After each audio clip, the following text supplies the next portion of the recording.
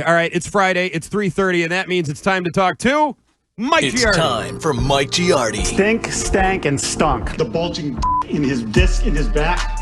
The bulging disc in his back. What do you gain by keeping Bill Belichick around? I want to see as much Drake May as possible. Angry Giardi is here. Wiggy appears to have a bit of a man crush on Cam. I don't know if you want to take the cheese again. Mike Giardi, folks, is an angry man. I'm not pissed today. I've got you by at least 2 inches. Joined by Hey, Mike, how you doing? Christian Arcand You know what? If you see it, it's like porn. and Andy Hart You bat right-handed, you bat right-handed. This is a crap transition. on Boston Sports Original, WEEI. I'll tell you what, I didn't love that the first time I heard it. It's growing on me. Oh, I love it. It's growing on me. And I'll tell you who else loves it. Mike Giardi, who joins The us human right now. ego, Mike Giardi. Boston Sports Journal, Mike Giardi. How we doing today, sir? Just because I declared that I want this intro played in any room that I go into from here forward does not mean that I have a massive ego, Andy. I like it. It works. I like it too. It's accurate. It's like your version of "Do you smell what the Rock is cooking?" Basically, you know, you stand in the doorway. Exactly. They hit the music and some boom, you people have walk said- in. Yeah, Well, and some people have said Rock and I are built the same way. You know? right. Many people do say Same that. physique.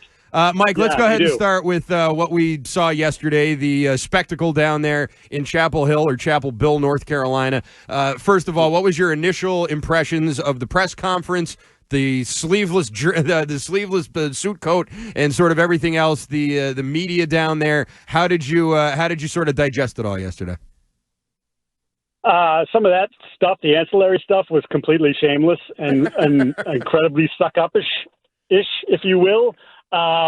Look, he said all the right things. He's a smart guy. Like, we know this. When he wants to be engaging and charming, he can be. You would see it anytime they went to the Super Bowl, and all of a sudden, the national writers are there, and he's speaking to Hall of Fame voters, potential Hall of Fame voters. Bill turned on the charm. And he turned on the charm yesterday. So there's that part of it. But for me, I just keep coming back to, and I wrote this for Boston Sports Journal, is he's leaving a league that left him first. And that, to me, is the big takeaway from all of this, no matter how anyone wants to spin it. And I'm sure there are parts of the spin here and there that are factually correct. But he didn't spit at the NFL. The NFL spit at him first. He thought he had the Atlanta job last year. We all know that. They went down the road, and Arthur Blank wanted him. And then Rich McKay and Terry Fontenot and some other people were like, don't do this. And they didn't do it. And you'd say, well, he said he would just coach, and they didn't believe that there. So that was part of it. They were protecting their own jobs. But then as he sat here for the last 10 months or 11 months and surveyed the landscape of jobs that are open, New Orleans will be open, Chicago is open. Obviously the Jets are open, but that's not happening. But he realized, I'm not going to be the first choice. I might not even be the second choice. And so I'm not going to, with my resume, I'm not going to go sing for my supper and get on hand and bend a knee for these guys and say, you should hire me because. No, you should hire me because I've been part of 8 Super Bowls, 6 as a head coach. And nobody was feeling that. So what do you do then? You still want to coach? You go find another opportunity. And that's what he's done with North Carolina. Little gullible Andy here, and he watched that press conference and found out that they're going to spend $20 million on NIL, and that puts them, at least in terms of this year's standards, near the top of college football, with schools named Texas and Ohio State. So I believe, am I wrong, that Bill Belichick should be in the college football playoff next year at this time? That might be a little quick for that turnaround, because you're still talking about, well, come on, Andy, he's still got, even if he pulls a Deion Sanders and turns away 40 guys on his roster that he inherits, you still got to find players to replace that. And as we well know, Deion in year 2 has been outstanding. They were on the cusp of being a playoff team, but in year 1, it was pretty disastrous, especially after the first part of the season. I think I don't think that he's going to go 4-8. But I don't think that the first year transition is going to be all that easy. They're going to have to figure out how they want to coach these guys too. You're talking about someone who, the playbook was incredibly large, and the things that he asked his players to do, the linebackers, all these different things. You're talking about 18, 19, 20-year-old brains, not 22, 23 with multiple years of college experience, or guys that have been in the league for 4 or 5 years and, now it becomes second nature to them. So, how's he going to coach them? How's, Patricia going to coach these guys? How's that going to go? So I don't think first year you're getting to the playoffs, but year 2, when you start to sort of lay that foundation. I mean, Deion literally came within a whisker of getting there, so why can't Bill? Yeah, I think Bill will be faster because I think Bill's a better football coach, and if he can get the money to bring him talent, Easier conference. Easier conference. There's a lot of reasons he should be in the college football playoff, but a more but you're like Deion Sanders has cachet with the young player even today that Bill Belichick. Yeah, you got this resume, but you're also going to be 73 in April. You ever hear of Michael Jordan? Flash and dash. Bill's grunting and just snot rockets everywhere. Like I don't. The resume is better, but Deion's been in college. He was at he was in an HBCU program, and now this. Like, there's a little bit of he's done it before now, and maybe not at the highest level of X's and O's that Bill does, but like he's figured out how to put together a program pretty good. He's going to have two guys that go in the top 5 in the draft. Should Gerard Mayo be worried about members of his organization jumping ship to Chapel Hill? 100%. Like 100%. Yeah, like. Ooh. Well, I mean, look, the obvious one is Steven, and rather Brian. Yeah. That's an obvious one. And, like, I know Brian likes it up here, so maybe that's the lure. But then, as I said a lot about this, like, Brian's going to work every day with a guy that he knows helped derail his father in his final year in New England. So, like, I appreciate that they've been able to sort of mend those fences, but I would have a hard time in my head believing that Brian can block that out every time he sees Gerard. So there's that part of it. I like someone like Mike Pellegrino, who was really brought into the coaching fold by Bill and has the lacrosse background, like Johns Hopkins bro. Like I could totally see him making a run, and I think he's a good coach. So like I think there'll be a couple guys that decide, let's see what college football is like under Bill.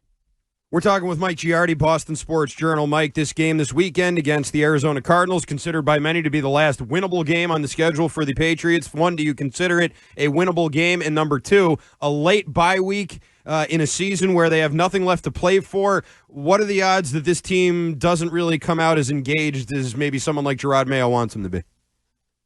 Yeah, I thought, like, okay, this is the one game, like you said, where of the last 4, unless Buffalo decides not to play the guys in Week 18 because they've already locked up their seeding, that this would be the one game that, like, the Cardinals have had a decent year, but they're still not a really good football team by any stretch of the imagination, 0-3 since their bye. But then I started to think to myself, like, why should I have any confidence that this coaching staff is going to get this group of players coming off a bye week ready to play a football game? So initially I was kind of like, I think I'd pick the Patriots this week. And then the more the week has gone on, I'm like, I don't know that I should even trust them to do that. The Javon Baker concussion protocol. Yeah. Now he's been downgraded to out. I know this maybe is minutia, but we're talking about guys we want to see over the final 4 games, and we talk a lot about young receivers. He would be one of them. Is there something weird going on here with this concuss? Like, when did he get concussed? Yeah, it's an excellent point, and Gerard Mayo skirted the questions today in this press conference. Look, they didn't have a full padded practice on Monday when they came back. They were in shells. I mean, I suppose you could slip and fall. You could go to jump for a ball, roll your ankle, and bang your head. Anything is possible. But well, look, I mean, it's possible. We can't say it's not possible. Sure. I would say that I'm not one of those people that has been hell-bent on seeing Javon Baker, because I think Javon Baker hasn't proven to them, and I think you've seen example after example, that he belongs on the field. Like, they tell him, you're going to get ramped up, this is your chance, and then he has a bad week of practice, or he goes to the London trip and he misses curfew. Like that can't happen, dude. You're going to be active. That could have been you instead of KJ Osborne catching the touchdown pass. You could have easily ran the wrong route, too. Don't get me wrong. But, that's kind of how it's been for him since the first, whatever, Andy, what we call it, first maybe 4 days of training camp. Yep. Where the first 4 days of training camp, you're like, ooh, they might have a little something here with this kid. And then nothing. It's literally been nothing. He got dominated in preseason games. He disappeared in practice. He sulks. He's a young man, so I give him an opportunity to mature. Like we all mature at different rates. I was pretty immature at 21 or whatever too, and I wasn't a draft pick of anybody's. But at some point, the lights got to go on, and it doesn't feel like here we are, December, whatever the hell is, the 13th, and the lights gone on yet, and that's got to be concerning. That is the voice of Mike Giardi, Boston Sports Journal, joining us here on WEEI Afternoons. Mike, thanks so much. We appreciate the time today. All right, boys. All right. Go drink an eggnog. There you go. Enjoy the eggnog this I think he's weekend. an anti-eggnog guy. Anti-eggnog. Yeah, he's a very weird person. Germaphobe. Big talk coming from you. No, but he's like weird, like germaphobe. Yeah. Won't eat any, like very weird diet. Like he's a different character. Okay. Easy, fella. There's only one of us in this phone call that likes eggnog. See? Okay. Well, there you go.